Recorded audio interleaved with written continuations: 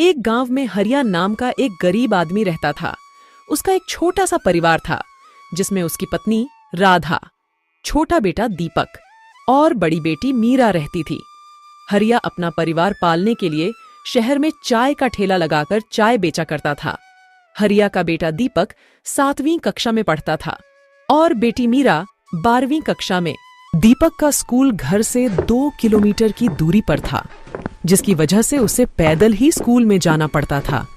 हरिया जब रात को थके हारे घर लौटता तो दीपक दिन भर की परेशानियां अपने पिता को बताना शुरू कर देता। पापा जी, तुम तो हमारी मजबूरी समझते ही नहीं। घर से मुझे रोज पैदल स्कूल जाना पड़ता है। हमारे स्कूल के सभी बच्चों के पास साइकिल है। वह साइकिल चलाकर 10 मिनट में स्कूल पहुंच जाते हैं और मैं पैदल के चक्कर में स्कूल में लेट हो जाता हूँ। आप कब से कह रहे हो मेरी नई साइकिल आ जाएगी, कब आएगी? दीपक की माँ उसकी बात को काटते हुए बोली, तुम्हारे पापा अभी अभी थके हारे आए हैं, उन्हें खाना खा लेने दो। अभी घर का बजट ठीक नहीं है, चाय भी बहुत कम बिक रही है। चीनी और चाय पत्ती कितनी महंगी हो गई है, और दूध का तो नाम ही ना लो। अब चाय बेचने में वह बात नहीं रही। थोड़ी बहुत बचत होती है तो आधे से ज्यादा तुम्हारे पिताजी चाय उधार बांट कर आ जाते हैं। और मुझे देख, एक पुरानी साड़ी कब से पहन रखी है। हर बार नया त्योहार आता है, सोचती हूँ इस त्योहार में नई साड़ी लूंगी, मगर वह त्योहार भी यूं ही निकल जाते हैं और मैं मन मार कर रह जाती हूँ। मीरा 12वीं क्लास में पढ़ती है, उसकी शादी के लिए भी तो पैसे इकट्ठे करने हैं, लेकिन घर में एक फूटी कौड़ी भी जमा नहीं हो पाती। बेटा, हम भला उस मकान में रहने वाले बड़े लोगों की बराबरी कैसे कर सकते हैं? दीपक के पिता हरिया कुछ सोचते हुए बोले, बेटा, बचपन में हम भी स्कूल पैदल ही जाया करते थे और कभी कभी तो पैर में दर्द भी हो जाता था, लेकिन अब जमाना बदल गया है। गरीब से गरीब माँ बाप भी अपने बच्चों की पढ़ाई की खातिर नया बस्ता, नई ज्योमेट्री बॉक्स, नए जूते और नई वर्दी कैसे न कैसे करके दिला ही देता है, तो फिर हम क्यों पीछे रह जाए? मेरे बच्चे, तुम्हें चिंता करने की जरूरत नहीं है। चाहे कुछ भी हो जाए, मैं तुम्हारे लिए नई साइकिल का इंतजाम जरूर करूंगा, ताकि तुम्हें स्कूल पैदल न जाना पड़े। सुबह का सूरज निकल चुका था। हरिया बीवी बच्चों के जागने से पहले ही बिना कुछ खाए पिए अपने चाय के ठेले की तरफ चल दिया। रास्ते में चलते चलते उसे याद आया कि उसका एक मित्र चाय का ठेला खरीदने की बात कर रहा था। वो पूरे 5,000 रुपए देने के लिए तैयार था। उस समय मैंने अपने मित्र को कहा था, यह तो मेरी रोजी रोटी है, मैं यह कैसे बेच सकता हूँ? इस छोटी सी दुकान से मेरा परिवार चलता है। चौक पर पहुंचने के बाद हरिया रुका। एक रास्ता चाय की दुकान की तरफ जा रहा था और दूसरा रास्ता हरिया के मित्र संजय कुमार के घर। हरिया सोचने लगा, अगर चाय का ठेला बेच दूं तो दीपक के लिए बाजार से एक नई साइकिल खरीद लाऊंगा, फिर दीपक को स्कूल पैदल नहीं जाना पड़ेगा। लेकिन अगर चाय का ठेला बेच दिया तो 2 पैसे कहाँ से कमाऊंगा, और जो इतने लोगों को चाय उधार दी हुई है उनसे पैसे कैसे वापस लूंगा? हरिया वहीं चौक पर बैठकर ईश्वर से प्रार्थना करने लगा, हे प्रभु, तुम ही कुछ मदद करो। तभी उसके पास एक 5 वर्ष का नन्हा सा बालक आया और आकर हरिया के पास खड़ा हो गया। हरिया ने उस नन्हे बच्चे से उसका नाम पूछा। बेटा, क्या नाम है तुम्हारा? वह बच्चा कुछ नहीं बोलता। हरिया ने उस बच्चे को अपनी गोद में उठाया और अपने मित्र संजय के पास तेज तेज कदमों से चलने लगा। उसे डर था कहीं उसका मित्र ड्यूटी के लिए घर से निकल ना जाए। एक बड़े से मकान के सामने हरिया रुक गया। संजय अपने घर से निकल ही रहा था। हरिया को आता देख वो रुक गया और हरिया का हाल चाल पूछने लगा। और हरिया भाई, कैसे हो? सब ठीक ठाक तो है ना? हरिया ने बीती रात की सारी कहानी बता दी। तब संजय ने कहा, देखो भाई हरिया, मैं तुम्हारी भावनाओं की कदर करता हूँ। 5,000 रुपए तो मैं तुम्हें दे दूंगा। तुम दीपक के लिए नई साइकिल भी खरीद लोगे, तुम्हारा बच्चा स्कूल से साइकिल भी जाएगा। लेकिन तुम तो जानते ही हो, शहर के अंदर एक छोटी सी नौकरी भी बड़ी कठिनाई से मिलती है। मेरी बात मानो, चाय का ठेला मत बेचो। घर में तुम ही एक कमाने वाले हो और तुम ही बेरोजगार हो जाओगे तो घर में बच्चे और भाभी कहाँ से खाना खाएंगे? हरिया कहने लगा, भाई, शहर में बहुत से मजदूरी वाले काम हैं, उनमें से एक काम कर लूंगा। संजय तुरंत घर के अंदर जाता है और 5,000 रुपए लेकर वापस आता है और लाकर हरिया को दे देता है और कहता है, हाँ हरिया भाई, कुछ चाय पानी तो पीते जाओ। हरिया कहता है, आज नहीं भाई, अभी जल्दी में हूँ, फिर कभी मिलते हैं। इतना बोलकर हरिया तुरंत चल पड़ा। पुलिस स्टेशन 3 किलोमीटर दूरी पर था। हरिया सोचने लगा, पहले इस बच्चे को पुलिस स्टेशन जमा करवा देता हूँ, बाकी काम बाद में करूँगा। हरिया चलते चलते अभी आधा किलोमीटर ही चला होगा। रास्ते में उसे एक दुकान दिखाई दी। बहुत सारी छोटी छोटी बच्चों की साइकिलें दिखाई देने पर हरिया वही साइकिल की दुकान पर खड़ा होकर दीपक के लिए अच्छी सी साइकिल देखने लगा। तभी दुकान का मालिक बाहर आया और बोला, कहो भाई साहब, कौन सी साइकिल दिखाऊं? दुकानदार हरिया की गोद में 5 साल के बच्चे को देखकर एकदम चौंक गया। उसने तुरंत अपनी जेब से मोबाइल निकाला और फोन में बताने लगा, पूजा बहन, तुम्हारा बेटा वंश मिल गया है। यहाँ एक व्यक्ति उसे लेकर आया है। दुकानदार तुरंत हरिया को कमरे के अंदर ले गया और ले जाकर सोफे पर बिठा दिया और कहने लगा, यह मेरी बहन पूजा का बेटा है और मैं इस बच्चे का मामा हूँ। मेरी बहन सुबह सुबह वॉक करने के लिए पार्क में जाती है, तो वंश भी जिद करके साथ में चल पड़ा और ना जाने खेलते खेलते कहाँ गायब हो गया। हम सब सुबह से इसे ढूंढने में लगे हैं। तुम कोई नेक इंसान दिखाई देते हो। अगर वंश न मिलता तो मेरी बहन का रो रो के बुरा हाल हो जाता। मैं तुमसे बहुत खुश हूँ। तुम यहाँ साइकिल देखने आए थे ना? इस दुकान में जो भी साइकिल तुम्हें पसंद आए तुम ले जा सकते हो। हरिया ने कहा, जी मेरे पास तो सिर्फ 5,000 रुपये है, तो तुम कोई ऐसी साइकिल दिखा दो जिसकी कीमत 5,000 रुपये हो। दुकानदार हरिया को देखने लगा और बोला, मैं इस वंश का मामा हूँ, इसके लिए तो मैं पूरी दुकान लुटा सकता हूँ। मैं तुमसे पैसे मांग लूँ, ये तुमने सोच भी कैसे लिया? तुम्हारे घर में जितने बच्चे हैं उतनी साइकिलें तुम ले जा सकते हो। शाम हो चुकी थी। दीपक बार बार घड़ी की तरफ देख रहा था। वो माँ से कहने लगा, माँ, मुझे नहीं चाहिए साइकिल, मुझे मेरे पापा चाहिए। न जाने कहाँ चले गए। तब मीरा बोली, तूने ही तो जिद की थी पापा से साइकिल खरीदने के लिए। बेचारे पापा न जाने कहाँ भटक रहे होंगे। तभी दरवाजे पर दस्तक हुई। दीपक ने तुरंत दरवाजा खोला। देखा तो सामने पापा खड़े हैं और उनके पीछे रिक्शा खड़ा हुआ है। उसमें 2 नई साइकिलें रखी हुई हैं। हरिया ने कहा, मेरे बच्चों, एक साइकिल मीरा की, एक साइकिल दीपक की। अब तुम्हें स्कूल पैदल नहीं जाना पड़ेगा। हरिया ने वह 5,000 रुपए घर आते समय संजय की पत्नी को वापस लौटा दिए थे। हरिया अगली सुबह रोज की तरह अपने उसी पुराने ठिकाने पर चाय बेचने के लिए चल पड़ा। एक गांव में शीला नाम की एक महिला रहती थी। उसका 18 साल का एक ही बेटा था जिसका नाम राजू था, जो कि घर छोड़कर भाग गया था। उसके पति की मृत्यु कुछ साल पहले ही हुई थी। वह अपना पेट पालने के लिए समोसे बेचा करती थी। आओ समोसे समोसे, गरम गरम समोसे, एक बार खाओगे तो बार बार आओगे, बार बार आओगे तो खाते रह जाओगे। आओ और खाओ समोसे, स्वादिष्ट नमकीन ताजा। थोड़ी देर बाद एक मुसाफिर आता है। अरे ओ अम्मा, समोसे कैसे दे रही हो? ताजा है क्या?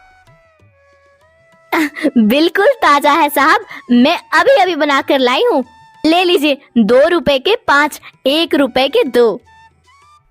तो 2 ही दे दो, ले लो 1 रुपया। अब क्यों साहब, आप 2 रुपए का लीजिए ना, 5 मिलेगा 5। बस आप ही सिर्फ 1 रुपये का दे दो। तो ठीक है, आपकी मर्जी। आपकी घड़ी में कितने बजे हैं साहब? 5 बजने में 4 मिनट बाकी है। हे भगवान, आज भी उस पागल के आने का समय हो रहा है। हे प्रभु, आज सब कुछ जानते हैं। मैं रोज उसको समोसे देती हूँ, फिर भी उसके मुंह से धन्यवाद का एक शब्द भी नहीं निकलता। बदले में रोज समोसे के पैसे भी ना देकर मुझे गाली देकर चला जाता है। मैं कब तक उसको क्षमा करूँ? आप तो जानते ही हैं मेरे नाथ कि मैं एक साधारण औरत हूँ, मैं धर्मी नहीं हूँ। आज मैं उसको जरूर सिखाऊंगी कि मैं क्या कर सकती हूँ। चूहों को मारने की दवा समोसे में डालकर उस पागल को दे दूंगी। किसको यह पता चलेगा कि मैंने ऐसा किया है? किसी को भी पता नहीं चलेगा। अरे पागल है ना वह, जाएगा खाएगा और मरेगा। रोज मुफ्त में भर पेट समोसे खाने के बाद मुझको देता है, सिर्फ गाली ही गाली। आज मैं देख लूंगी। लेकिन वह भय के मारे कांपने लगती है और कहती है, नहीं नहीं, मैं ऐसा नहीं कर सकती। बाद में मेरा क्या होगा? नहीं नहीं, मेरा मन ऐसी बुराई करने से मुझे रोक रहा है। मैं क्या करूं? पागल रंगमंच पर आता है और जोर से हंसते हुए कहता है, अरे बुढ़िया, आसमान के नीचे इस धरती पर स्त्रियों में तुम जैसी कौन है इतनी उदार? ओ सुनो, मेरा यह आदेश है, इस महादेश के राजा का आदेश है, मुझे समोसे दो, नहीं तो इधर रखो समोसे। हे भगवान, मैं क्या करूं? क्या मैं जहर मिलाकर समोसे में दे दूं? हे भगवान, इसी समय मैं बहुत परेशान हूँ। यह क्या जिंदगी है? शीला उस पागल को समोसे दे देती है और वो वहाँ से चला जाता। सड़क पर पागल समोसे खाते और गीत गाते हुए जा रहा है। उसी समय एक लड़का आता है। वह उसी समोसे वाली का खोया हुआ बेटा राजू है। वह पागल के हाथ में समोसे देखकर कहता है, ओ भाई, जरा मेरी बात सुनो। देखो, मैं भूख से मारा जा रहा हूँ। 3 दिनों से मैंने कुछ भी नहीं खाया है। ओ मेरी माँ, मेरी प्यारी माँ। हैं? तुम कौन हो? आओ, तुम समोसे खाओगे? ले लो ये समोसे, भर पेट खा लो। मुफ्त में मुझको रोज समोसे मिलते हैं और मुफ्त में मैं तुमको दे रहा हूँ।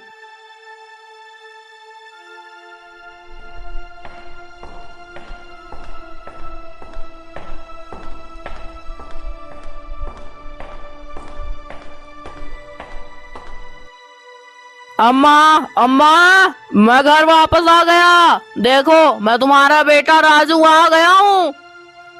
कौन? कौन? मेरा बेटा राजू? तू मुझे छोड़कर कहाँ चला गया था? तुम्हारे जाने के बाद से मैं एक रात भी नहीं सो पाई। तुमने ऐसा क्यों किया बेटा? कम से कम कुछ बताकर तो जाना चाहिए था। अम्मा, मुझसे गलती हो गई, माफ करो अम्मा।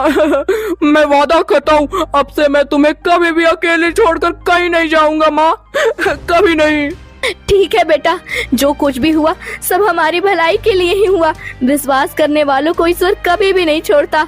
जो कुछ भी हुआ मैं उसे भूल जाती हूँ। फिर अपनी अम्मा को ऐसा कष्ट कभी मत देना। लगता है कि तुमने कई दिनों से कुछ नहीं खाया है। हाय रे, कितने दुबले पतले हो गए हो तुम। हाँ माँ, मैं कई दिनों तक भूख से तड़पता रहा, मगर किसी ने मुझे खाना नहीं दिया। और हाँ माँ, आज मैं भूख से रास्ते में मरने ही वाला था, परंतु ठीक उसी समय वहाँ एक पागल समोसे खाते हुए आया। जब मैंने उससे समोसे मांगा तब वो सारे समोसे मुझको देकर चला गया। मैंने शीघ्र ही सारे समोसे खा लिए और भरपेट पानी भी पी लिया और इस तरह से घर पहुंच सका, वरना मैं रास्ते में ही मर गया होता। शीला बेहोश होकर गिर जाती है। हाँ, ओ मेरा बेटा, मेरा बेटा। तुमको क्या हुआ अम्मा? तुम इतनी दुखी और परेशान क्यों हो? तुम्हारा बेटा तो आ गया ना, तो फिर तुम क्यों दुखी हो माँ?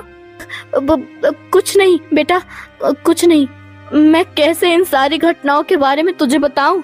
वह पागल, ये सारे समोसे, मैं कुछ नहीं बेटा, कुछ नहीं।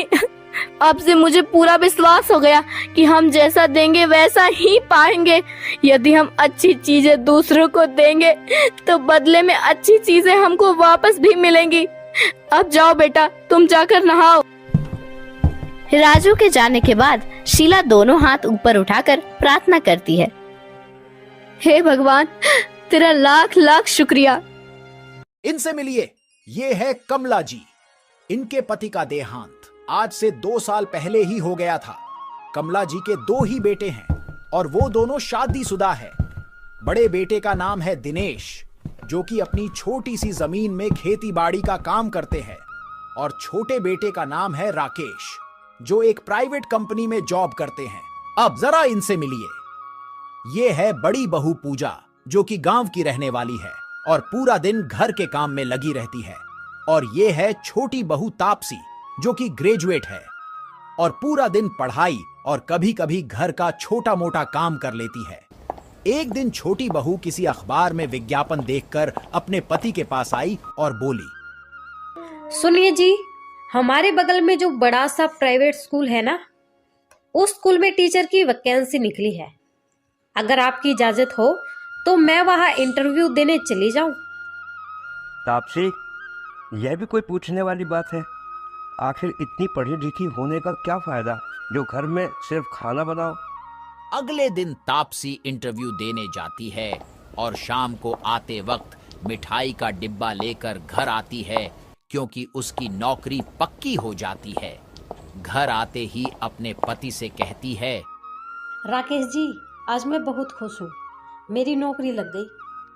अरे तापसी, यह तो बहुत खुशी की बात है। आज से मेरी पत्नी तो नौकरी वाली हो गई है। कम से कम घर के खर्चों में तो हाथ बटाएगी। तभी बड़ी बहू पूजा भी आ जाती है और अपनी देवरानी को बधाई देते हुए कहती है, यह तो बहुत खुशी की बात है तापसी, तुमने अपनी पढ़ाई का सही उपयोग किया। काश मैं भी तुम्हारे जैसी ग्रेजुएट होती तो मैं भी नौकरी करती। तभी कमला जी भी आ जाती है और कहती हैं, अरे, बाहर जाकर नौकरी नहीं कर सकती तो घर में बहुत सारे काम होते हैं, अगल बगल के कपड़े ही सील ले, उससे भी आमदनी हो जाती। लेकिन नहीं, तुम्हें घर में बैठने से फुर्सत मिले तब तो कुछ करोगी। हाँ भाभी, सासू माँ सही कह रही है, घर में भी तो आप कुछ काम कर सकती हैं। आप चाहे तो अपना बुटीक खोल सकती है। लोग सुनेंगे तो क्या कहेंगे कि देखो, एक बहू तो नौकरी करती है और दूसरी बहू घर में सिर्फ खाना बनाती है और बैठकर आराम फरमाती है।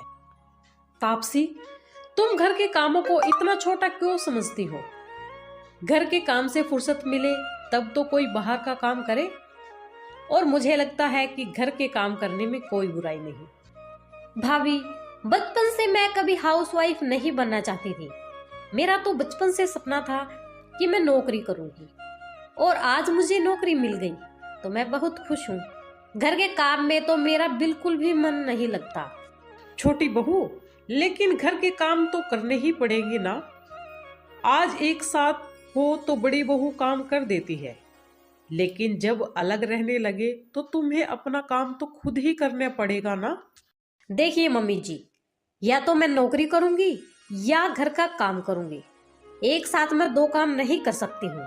भाभी जब कुछ नहीं करती है तो घर का काम तो करना ही पड़ेगा ना। बड़ी बहू पूजा चुपचाप खड़े होकर अपनी देवरानी तापसी की बातें सुनती रही, क्योंकि वह स्वभाव से सीधी थी, इसीलिए उसने कुछ नहीं बोला। तापसी जब से नौकरी लगी थी, उसे अपनी नौकरी का घमंड हो गया था। संडे का दिन था, सब लोग देर से सोए हुए थे, लेकिन पूजा सुबह सुबह उठकर घर में झाड़ू लगा रही थी। तभी उसका पति दिनेश बोला, पूजा, माना कि तुम तापसी जितनी पढ़ी लिखी नहीं हो, लेकिन ज़रूरी तो नहीं है इंसान नौकरी ही करे। तुम क्या अपनी पूरी ज़िंदगी इसी तरह झाड़ू लगाने और घर के काम में बिता दोगी? अपना काम तो नौकरी से भी अच्छा होता है पूजा।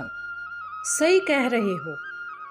आपकी मम्मी जी भी कई दिनों से कह रही थी कि मुझ में कढ़ाई सिलाई का हुनर तो है, मैं अपनी खुद की दुकान क्यों नहीं खोल लेती हूँ। मैं आपसे पूछने ही वाली थी। पूजा, इसमें पूछने की क्या बात है? अगले महीने मैं शहर में तुम्हारे लिए कोई किराए की दुकान ढूंढ दूंगा। लेकिन दिनेश, इतने पैसे हमारे पास कहाँ से आएंगे? देखो पूजा, तुम उसकी चिंता मत करो। मैं कई दिनों से नोटिस कर रहा था कि जब से तापसी ने नौकरी ज्वाइन की है, तब से माँ का रवैया तुम्हारे प्रति बदल गया है। तुम्हारी इस तरह से इज्जत नहीं होती जैसी कि तापसी की करती है। माँ को ये लगता है कि तापसी नौकरी करती है इसीलिए वह तुमसे ज़्यादा काबिल है। इसीलिए तुम्हें कुछ ना कुछ तो करना ही होगा। घर के कामों के लिए हम कोई नौकरानी भी तो रख सकते हैं। इतना बोलकर दिनेश अपने खेत पर चला जाता है। एक दिन कमला जी की पड़ोसन बिमला उनके घर आई। ड्राइंग रूम में बैठकर दोनों आपस में बात कर रही थीं कि तभी बड़ी बहू पूजा चाय और बिस्किट लेकर आई। अरे बड़ी बहू, मुझे आए आधा घंटा से ज्यादा हो गया, लेकिन छोटी बहू अभी तक नजर नहीं आई। कहाँ है वो? बिमला, तुम्हें नहीं पता छोटी बहू अब नौकरी करने लगी है? तुम्हारे आने से 5 मिनट पहले ही नौकरी करके घर आई है। अपने कमरे में आराम कर रही होगी। अभी बुलाती हूँ उसे। अरे ओ छोटी बहू, जरा इधर आओ तो, बिमला आई है, तुमसे मिलना चाहती है। छोटी बहू ने अपने कमरे से आकर बिमला जी को नमस्ते किया। नमस्ते आंटी जी, कैसी हैं आप? अरे बेटा, नमस्ते नमस्ते, मेरे बगल में बैठ जाओ। क्या बताऊं आंटी जी, जब से मैंने नौकरी ज्वाइन करी है, नौकरी से आते ही थक जाती हूँ, इसलिए आकर अपने कमरे में आराम कर रही थी। कमला, आपने बताया नहीं कभी कि आपकी छोटी बहू नौकरी करने लगी है। अरे बिमला, मैं तुम्हें बताना भूल गई। अभी कुछ दिनों से पहले तापसी नौकरी करने जा रही है। कमला, आपकी दोनों बहुएं कितनी अच्छी है। छोटी बहू नौकरी करती है और बड़ी बहू ने कितने अच्छे से घर को संभाल रखा है। और मेरी बहुओं को देख लो, पूरा दिन कुछ नहीं करती, पूरा दिन आराम फरमाती है। आंटी जी, मैं भी अगले महीने से अपना बुटीक खोल रही हूँ। क्यों मम्मी जी? बिमला, बड़ी बहू सही कह रही है। मैंने ही इसे सलाह दी कि कब तक घर के कामों में उलझी रहेगी। आखिर तेरे पास भी सिलाई कढ़ाई का हुनर है, उसका इस्तेमाल कर। कुछ दिनों के बाद पूजा अपना बुटीक खोल लेती है और उसका काम अच्छा चल जाता है। और इधर तापसी की नौकरी छूट जाती है, जिसकी वजह से वह परेशान रहने लगती है। इसी तरह से कुछ दिन बीत जाते हैं। एक दिन कमला अपनी छोटी बहू तापसी से कहती है, अरे तापसी, इस तरह कैसे काम चलेगा? और कुछ नहीं तो पूजा के साथ ही बुटीक पर काम कर लो। अरे अपना काम तो नौकरी से भी अच्छा होता है। आप सही कह रही हो मम्मी जी, मैं कल से ही पूजा के साथ बुटीक पर काम करने के लिए जाऊंगी, और कुछ नहीं तो कम से कम अपना खर्चा तो चला सकूंगी। तापसी मन ही मन सोचने लगी कि मैं कितनी गलत थी। जिस नौकरी का मुझे घमंड था, वो आज मेरे पास नहीं रही। मैंने अपनी जेठानी को पता नहीं क्या क्या बोला था, और वो बेचारी चुपचाप सुनती रही। शाम को जब पूजा बुटीक से वापस आई तो तापसी ने उससे माफी मांगी। बहन, मुझे माफ कर दो, मैं कितनी गलत थी। मैंने पता नहीं आपसे क्या क्या बोला, लेकिन आप हमेशा चुपचाप सुनते रही। आज मुझे अपनी गलती का एहसास हो गया है। अरे तापसी, तू कैसी बातें कर रही है? तू तो मुझसे छोटी है और बड़ों का काम होता है माफ करना। क्या हुआ अगर तेरी नौकरी चली गई? हम दोनों बहन अपना बुटीक चलाएंगे और अच्छा पैसा कमाएंगे। अगले दिन से ही पूजा और तापसी अपनी दुकान पर जाने लगी।